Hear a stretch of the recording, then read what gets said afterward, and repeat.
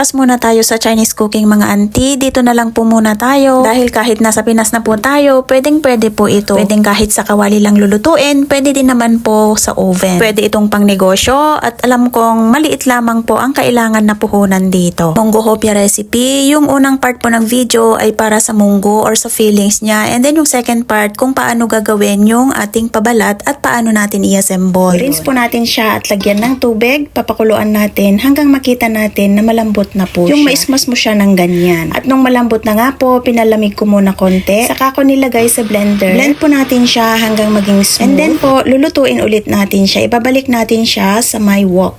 Next, nag-add na ako ng sugar. Itong timpla ko na ito ay hindi po siya masyadong matamis. Yung sakto lang para matikman din nila dito sa bahay kasi alam nyo naman po yung mga amo natin, hindi sila masyado sa matamis. Kaya mag-adjust na lang po kayo dyan. Next, yung ating all-purpose flour. Mix natin hanggang lumapot na po siya and then naglagay ako ng butter, oil, and then konting salt. Mix lang po natin hanggang malapot na po siya. And then i-transfer po siya sa bowl at palalamigin natin. And then after that, tinakpan ko lang mong po siya ng cling wrap. Bali yung cling wrap i-push dapat doon, yung magdikit siya mismo doon sa munggo. Nang sa gayon po ay hindi mag-moist kung ilalagay natin siya sa chiller. Magtutubig po kasi ito kasi kinabukasan ko pa ito gagawin. So itong fillings na to is good for 20 pieces na hopya.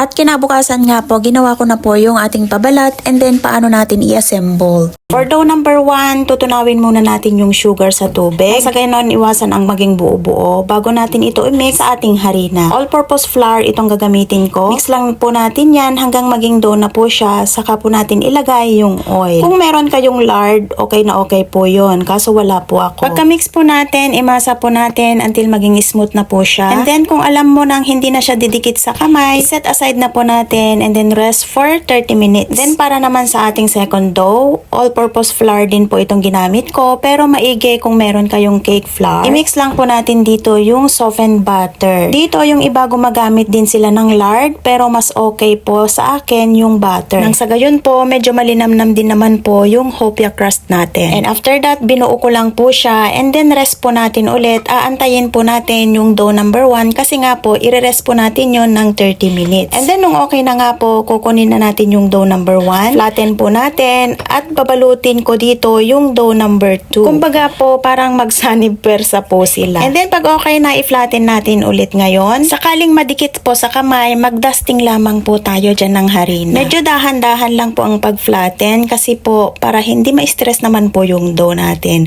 Bali, pa-rectangle po na ganyan. Kapag nakita mo na more or less 1 inch na lang po ang kakapal, bali, i-fold mo na siya. Bali, ito na po yung first fold natin. And then after that, flatten ulit natin siya. At the same time, mag-dusting lang po tayo ng mag-dusting kung kailangan. At kung nakita mo naman ulit na medyo manipis na siya, ng around 1 inch ulit ang kakapal, i-fold ulit po natin siya. Bali, second fold na po ito. And then, since manipis na po ito, kukuha na po ako dito ng baking paper para mas madali na po siyang i-flatten. Iba-iba yung technique na na-try ko na at parang dito ako mas komportable. Kaya ito, madalas yung aking ginagamit or ina-adapt na way. If you have, then do it your own way po. Pag na-flatten ulit po, fold ulit natin siya. Bali, pangatlo na po ito. At the same time, gagamitan ulit natin siya ng baking paper. Flatten ulit natin siya ng medyo mas manipis kaysa sa mga unang fold kanina. Parang nilipat-lipat ko lang dyan yung baking paper kasi nga po, medyo maliit yung nagupit ko kanina. Diskartehan nyo na lamang po kung sakali. And then, nung ganyan na, about half inch na lang po siya kakapal. I-roll po natin siya na parang log. At wag natin kalimutan na isil po yung edges niya. And then, divide natin into 20 equal pieces. Kasi yung munggo fillings natin na na-prepare is good for 20 pieces po iyon. So, ito na nga po yung munggo fillings natin. Approximately 30 grams po ito. 20 pieces nga po ito, di po ba? Pinortion ko na lang po ito kanina habang iniantay natin yung dough.